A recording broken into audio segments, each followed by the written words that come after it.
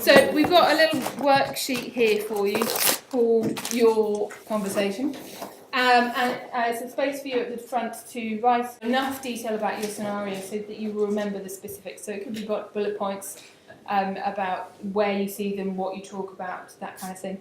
And then there's a space for each step of the model for you to think about what you would say in that situation or what you would do. And it's not to say, I would introduce myself. It would be, how are you going to introduce yourself? And because actually some of the situations we're talking about are trying to see somebody by themselves, or actually how you broach confidential issues, or the child who doesn't say anything at all, they're more overarching, so they don't necessarily fit under a step of the model.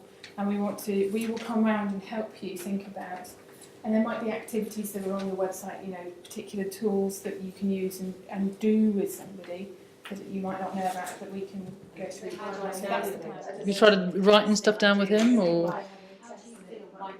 No, because I sort of assumed that if he didn't speak, he wouldn't write.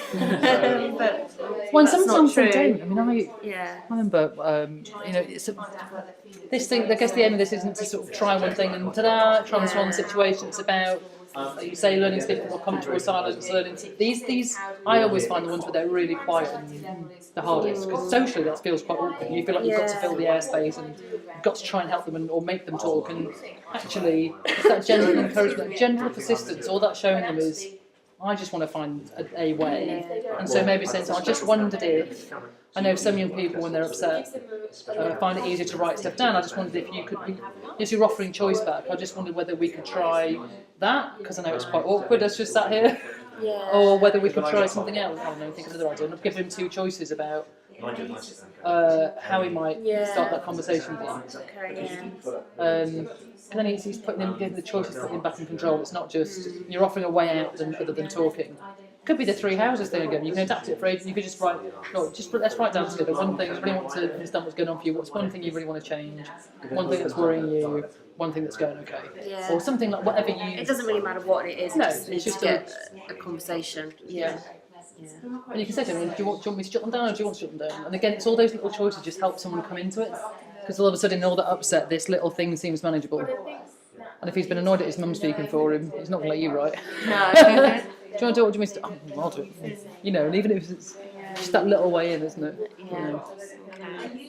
Have you ever tried setting up the conversation to say that you're going to just work with Chloe to begin with, so that you make sure that she is happy with the procedure she knows exactly what's coming. Well, and I often, when I've had situations like that, particularly when they're very upset, is I just got up and started pottering around and doing stuff, and you're still chatting to them. It's like when you're in the car next to somebody, isn't it? Because you're not face to face. It's much easier. So I'll get up and I'll go and do something. I'll be like, oh, I just want, oh, so the other thing, and you're chatting away, allowing them to come into it without it being a direct, and they might, again, because you might be side on, or you're kind of not directly questioning them, might again find it easier to say something. Oh, okay, so you are worried about having your drops in. Would you like to choose which eye goes first? Would you like to have something playing from CBeebies? Would you like to be singing a nursery rhyme? I don't know, just, that's a choice, rather than a reward, which is something different. Now, actually, all rewards have a time and a place, but I think there's something about asking them what they like. So that's a bit about, how do you know what's important to me? Oh, what things are you interested in? Oh, okay, well, I've seen this new Peppa Pig thing. Have you seen that new Peppa Pig thing? Just because he didn't open up and say, oh yeah, no, you're right. Yeah. Doesn't mean he wasn't thinking inside. Oh, Yeah. oh, she's got it. She's noticed. It's not always about that. So you try one thing and all of a sudden someone totally changes. It's about that drip effect. So you might be that first person that has said to him, I've seen this, I know how hard this must be, it's okay, that's normal. You might have to do it another 4 times before he then goes, actually, it's really hard. Yeah. Or we might never say it, but it still goes in. Yeah. So it's not, I think the success isn't the solution, the success is finding different things to try. And that you're always sending that message. I care and I want to listen, respect your choice. Etc. I think that's the main thing. Yeah. Okay. But I think because children remember play specialist is a nice, safe person, they think the rest of us are monsters.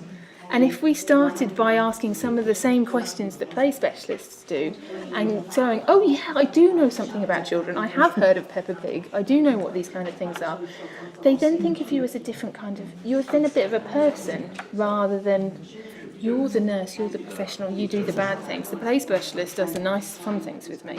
So you're doing all the right things, and you're getting the right people involved, but is there just one step more that you could try? Do you see? Yeah. Yeah? Okay.